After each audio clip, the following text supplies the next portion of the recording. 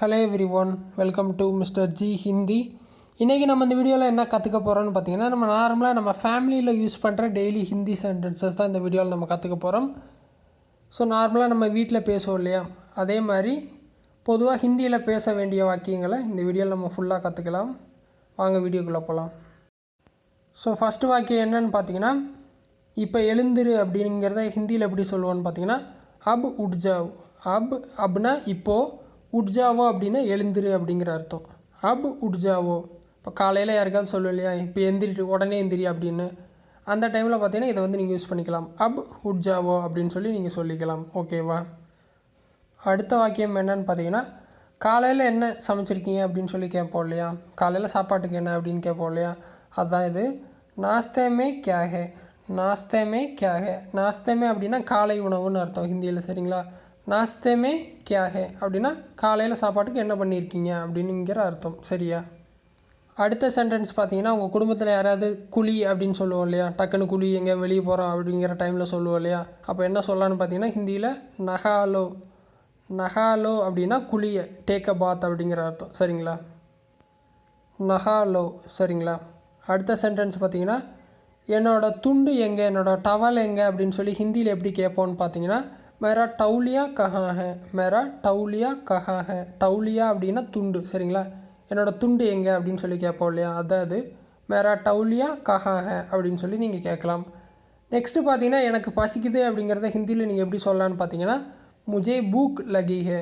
முஜே பூக் லகி ஹே. பூக் லகி ஹே அப்படின்னா எனக்கு பசிக்குது அப்படிங்கிற அர்த்தம். சரிங்களா? அடுத்த சென்டென்ஸ் பார்த்தீங்கன்னா, சோர் மத் கரோ.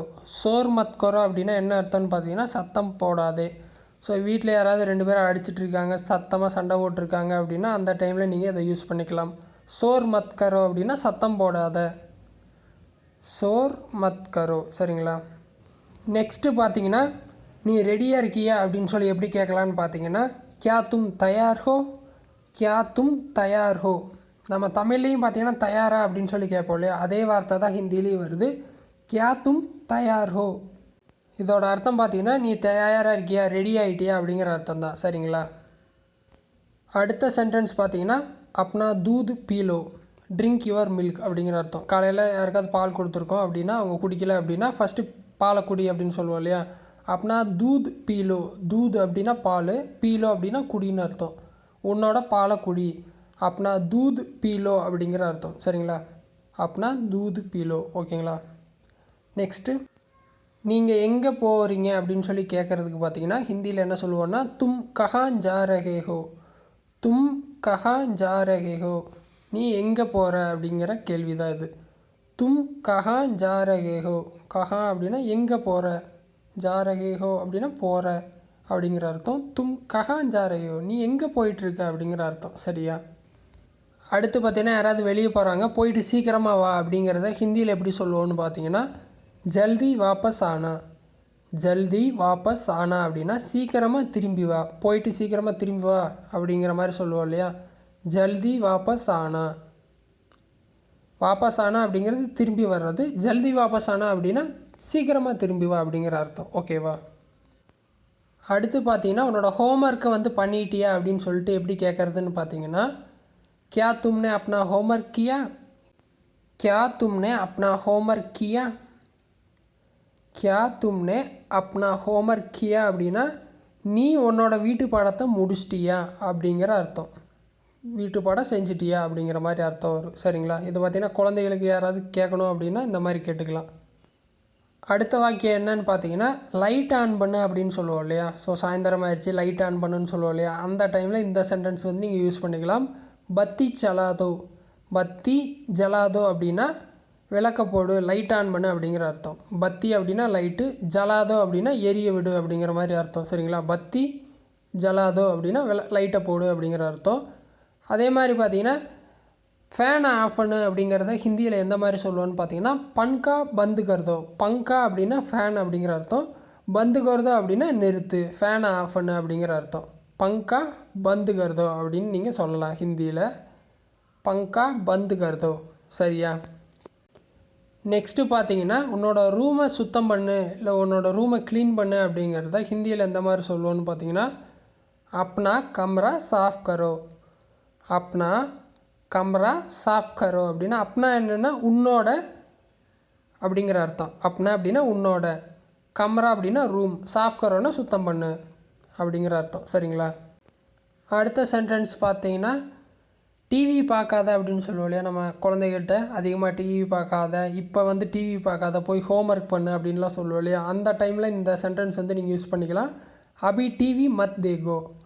அபி டிவி மத் தேகோ அப்படின்னா இப்போ வந்து டிவி பார்க்காத அப்படிங்கிற அர்த்தம். சரிங்களா? அபி டிவி மத் தேகோ. சரியா? நெக்ஸ்ட்டு பார்த்தீங்கன்னா இப்போ டைம் என்னன்னு கேட்போம் இல்லையா, வாட் டைம் இஸ் இட், மணி என்ன அப்படிங்கிறத எப்படி சொல்லலான்னு பார்த்தீங்கன்னா கித்தனா சமை ஹுவா ஹை. கித்தனா சமை ஹுவா ஹை அப்படின்னா எத்தனை மணி ஆச்சு அப்படிங்கிற அர்த்தம். கித்தனா சமை ஹுவா ஹை அப்படின்னு சொல்லி நீங்கள் கேட்டுக்கலாம்.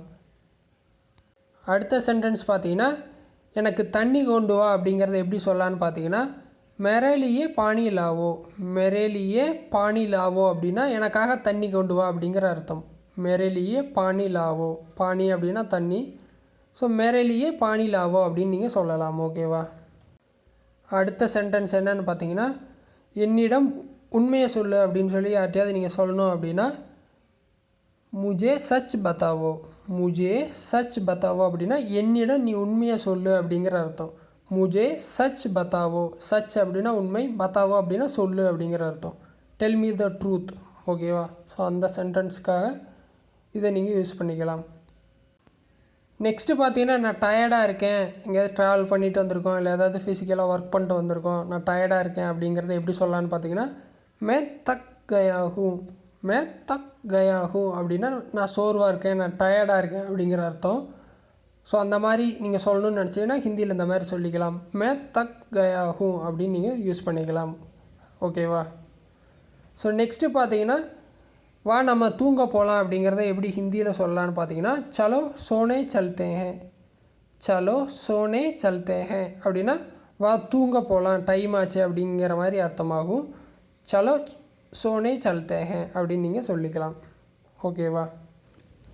நெக்ஸ்ட்டு பார்த்தீங்கன்னா உங்களுக்கு எதாவது வேணுமா அப்படின்னு சொல்லி எப்படி கேட்கலான்னு பார்த்தீங்கன்னா கியா துமே குச் சாஹியே. கியா துமே குச் சாஹியே.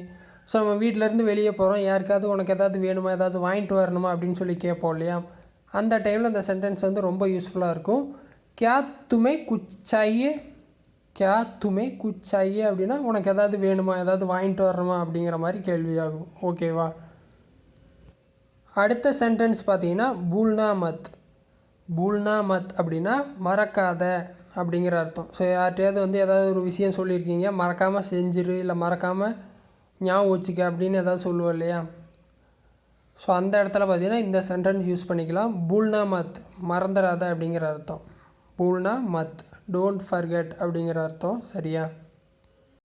அடுத்த வாக்கியம் என்னென்னு பார்த்தீங்கன்னா தர்வாசா கோலோ. தர்வாசா கோலோ அப்படின்னா கதவை திற அப்படிங்கிற அர்த்தம். ஸோ யாராவது ரூமுக்குள்ளே பூட்டிகிட்டு உட்காந்துருக்காங்க அப்படின்னா கதவை தர அப்படிங்கிறத எப்படி சொல்லலான்னு பார்த்தீங்கன்னா தர்வாசா கோலோ. தர்வாசா கோலோ அப்படின்னா கதவை திற அப்படிங்கிற அர்த்தம். சரிங்களா? நெக்ஸ்ட்டு பார்த்தீங்கன்னா கிடுக்கி பந்து கரோ. கிடுக்கி பந்து கரோ அப்படின்னா ஜன்னலை மூடு அப்படிங்கிற அர்த்தம். ஃபஸ்ட்டு பார்த்தீங்கன்னா கதவை திற அப்படின்னு சொல்லியிருப்போம். பார்த்தீங்கன்னா ஜன்னலை மூடு அப்படிங்கிறத கிடுக்கி பந்து கரோ அப்படின்னு சொல்லுவோம். ஸோ சாயந்தர நேரமெல்லாம் சொல்லுவோம் இல்லையா, ஜன்னலை மூடு, பூச்சியெல்லாம் உள்ளே வந்துடும் லைட் போட்ட பின்னாடி அப்படின்னு சொல்லுவோம் இல்லையா, அந்த டைமில் நீங்கள் கிடுக்கி பந்து கரோ அப்படின்னு நீங்கள் யூஸ் பண்ணிக்கலாம். ஸோ இது வந்து நிறைய இடத்துல யூஸ் பண்ணலாம், பட் எக்ஸாம்பிளுக்கு சொல்கிறேன். கிடுக்கி பந்து கரோ அப்படின்னா ஜன்னலை சாத்து அப்படிங்கிற அர்த்தம். சரியா? அடுத்து என்ன பார்க்குறோன்னு பார்த்தீங்கன்னா ஏதாவது பொருளை இதை நீ வந்து தொடாத அப்படின்னு சொல்லுவோம் இல்லையா, அந்த இடத்துல இந்த சென்டென்ஸ் வந்து நீங்கள் யூஸ் பண்ணிக்கலாம். இசே மத் சூனா. இசே மத் சூனா அப்படின்னா இதை வந்து நீ தொடாத அப்படிங்கிற அர்த்தம். இசே அப்படின்னா இதை, மத் சூனா அப்படின்னா தொடாத அப்படிங்கிற அர்த்தம். சூனா அப்படின்னா தொடு, மத் சூனா அப்படின்னா தொடாத அப்படிங்கிற அர்த்தம். சரிங்களா? அடுத்த வாக்கியம் என்னன்னு பார்த்தீங்கன்னா உன்னோட ஷூஸை போடு அப்படின்னு சொல்லுவோம் இல்லையா, அதை ஹிந்தியில் எப்படி சொல்லலான்னு பார்த்தீங்கன்னா ஜூட்டே பெகன்லோ. ஜூட்டே பெகன்லோ அப்படின்னா உன்னோட ஷூவை போடு அப்படிங்கிற அர்த்தம். ஜூட்டே பெகன்லோ. சரியா? அடுத்து பார்த்தீங்கன்னா சாப்பாடை வீணடிக்காத அப்படின்னு சொல்லுவோம் இல்லையா, சாப்பாடை வேஸ்ட் பண்ணாத, அதை ஹிந்தியில் எப்படி சொல்லுவோன்னு பார்த்தீங்கன்னா கானா பர்பாத் மத் கரோ. கானா பர்பாத் மத் கரோ அப்படின்னா சாப்பாடை வேஸ்ட் பண்ணாத அப்படிங்கிற அர்த்தம். சரியா? ஸோ இது ரொம்ப யூஸ் பண்ணுவோம் நம்ம டெய்லி வாழ்க்கையில். ஸோ இதை கற்றுக்குங்க. நெக்ஸ்ட்டு பார்த்தீங்கன்னா துணியை துவைக்க போடு அப்படின்னு சொல்லுவோம் இல்லையா, அந்த இடத்துல ஹிந்தியில் எப்படி சொல்கிறதுன்னு பார்த்தீங்கன்னா கப்படே தோனே கிளியே டால்தோ. கப்படே அப்படின்னா துணி, டால்தோ அப்படின்னா போடுன்னு அர்த்தம். ஸோ துவைக்கிறதுக்கு போடு அப்படிங்கிறத எப்படி சொல்லுவோன்னு பார்த்தீங்கன்னா தோனே கேலியே டால்தோ. தோனே கேலியே டால்தோ. தோனே அப்படின்னா வாஷ் பண்ணுறத சொல்லுவோம். அப்போ கப்படே தோனே கிளியே டால்தோ அப்படின்னா துணி துவைக்கிறதுக்கு நீ போட்டுரு அப்படிங்கிற அர்த்தம். சரியா? கண்டிப்பாக இப்போ நீங்கள் பார்த்த சென்டென்ஸ் எல்லாம் உங்களுக்கு யூஸ்ஃபுல்லாக இருக்கும்னு நம்புகிறேன். மறக்காமல் நோட்ஸ் எடுத்துக்கோங்க, திரும்ப திரும்ப சொல்லி பாருங்கள். இதில் ஏதாவது டவுட் இருந்தால் வீடியோ கமெண்ட்ஸில் சொல்லுங்கள். இல்லை வேறு எதாவது டாபிக்ஸில் உங்களுக்கு வீடியோ வேணும் அப்படின்னாலும் கமெண்ட்ஸில் சொல்லுங்கள், நான் போஸ்ட் பண்ணுறேன். ஃபஸ்ட் டைம் சேனல் வந்தால் மறக்காமல் சப்ஸ்கிரைப் பண்ணி சப்போர்ட் பண்ணுங்கள். இன்னொரு யூஸ்ஃபுல்லான வீடியோவில் உங்களை நாளைக்கு சந்திக்கிறேன். நன்றி, வணக்கம்.